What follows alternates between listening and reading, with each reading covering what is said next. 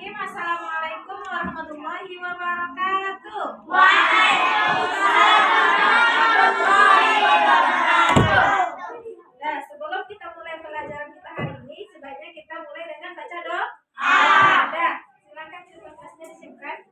Bismillah. Iqra. Basmalah.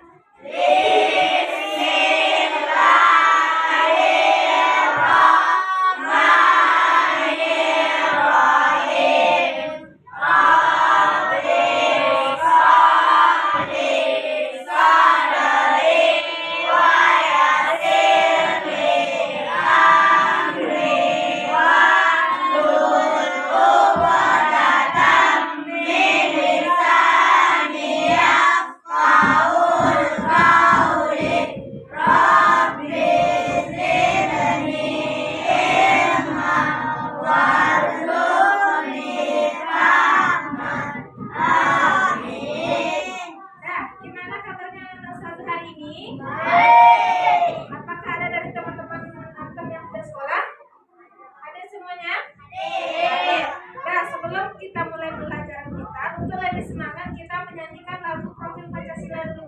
Terlebih dahulu, dapat semuanya kan? Nah, mulai 2, 3. Belajar Pancasila, beriman dan bertakwa pada Tuhan Yang Esa dan berakhlak mulia, berkebinekaan global, gotong royong berseri, kreatif dan bernalar kritis. Nah, pada hari ini kita akan belajar tentang perubahan wujud. Perubahan wujudnya yaitu adalah proses terjadinya hujan. Nah, apakah ada yang tahu di sini bagaimana proses terjadinya hujan? Ada yang tahu? Hah? Tidak? Nah, untuk lebih rincinya kita saksikan dulu ya video bersama-sama. Nanti setelah selesai nonton video, Ustazah akan tanyakan bagaimana proses terjadinya hujan tersebut.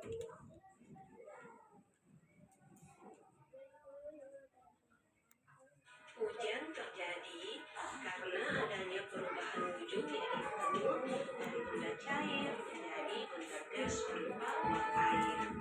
Lalu uap air akan berubah menjadi awan, kemudian akan mengumpul menjadi titik-titik air dan terjadilah hujan.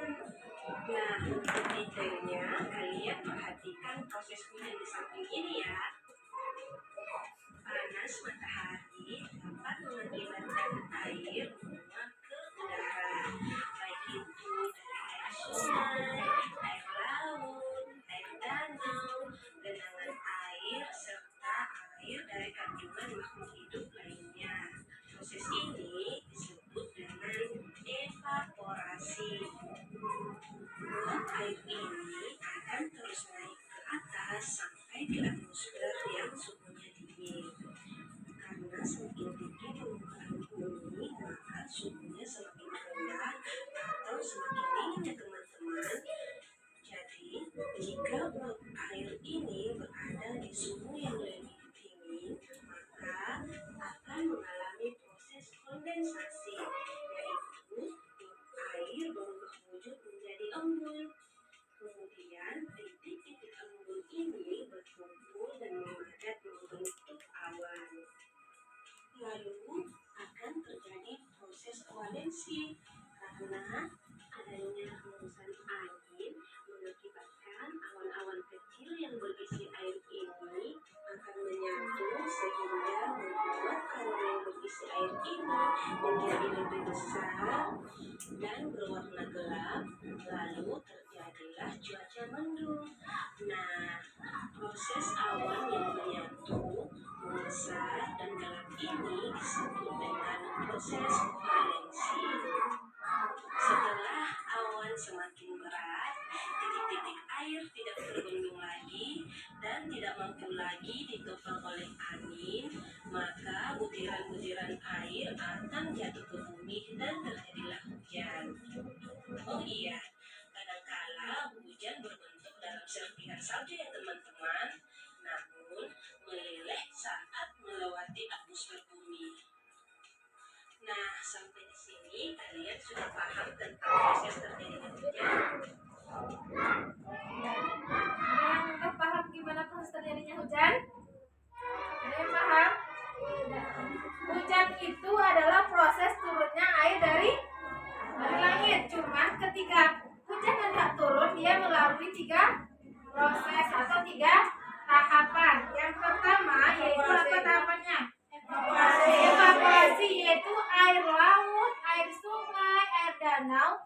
apabila terkena sinar matahari dan semakin panas maka dia akan menguap. Menguap. Setelah dia menguap, terjadilah proses yang kedua yaitu apa? Kondensasi. Proses penguapan ini yaitu ketika air menguap dan masuk ke berubah menjadi awan. Kemudian setelah menjadi awan dia semakin lama semakin berat maka terjadilah proses yang ketiga apa? Koalensi. Setelah koalensi itu dia akan mendung dan kemudian turunlah hujan. Nah, udah paham gimana proses terjadinya hujan? Siapa yang bisa membantu menjelaskan di depan? Atau berdiri aja? Ada yang bisa?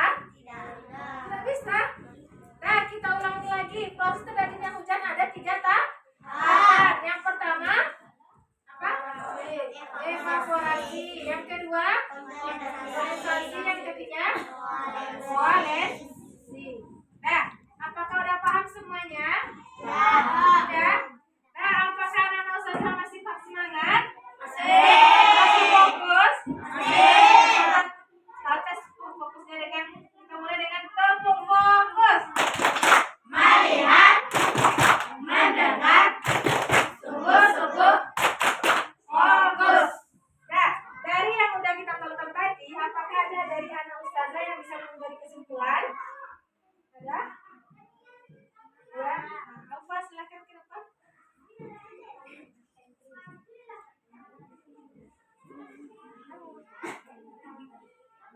Evaporasi adalah penguapan air karena terkena sinar matahari. Kondensasi adalah proses air berubah menjadi awan. Koalensi adalah awan-awan kecil bersatu dan berkumpul menjadi awan besar. Kemudian mendung dan terjadilah hujan. Dan kemudian terjadilah hujan. Nah, terima kasih banyak kita ucapkan pada Bapak. Nah, apakah anak-anak Ustazah sudah paham dari proses terjadinya hujan? Sudah. Nah, untuk itu nanti di rumah silakan kerjakan LKS-nya halaman 68. Dan mungkin cukup sekian pelajaran kita hari ini. Ustazah cukupkan sampai di sini. Terima kasih atas perhatiannya. Assalamualaikum warahmatullahi wabarakatuh.